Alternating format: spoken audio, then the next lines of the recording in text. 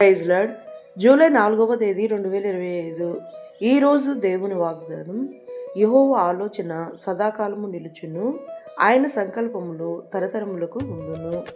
కీర్తనల గ్రంథం 33వ అధ్యాయం 11వ వచనం. పరిశుద్ధుడు అద్వితీయుడగు యెహోవా దేవుని ఆలోచనలు గంభీరమైనవి, అతి నిగూఢమైనవి. యెహోవా సంకల్పము తరతరముల వరకు నిలుచును. మనుషుల ఊహలకు అతీతమైనది యెహోవా దేవుని క్రియలు.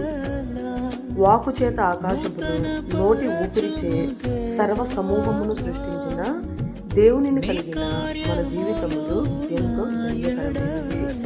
ఈ రోజు వాగ్దానం మన జీవితంలో నెరవేరాలని కోరుకుంటూ జీసస్ ఈజ్ అవర్ ప్రొడక్టివ్ పరిచర్యలో మీ సహోదరి సుమా.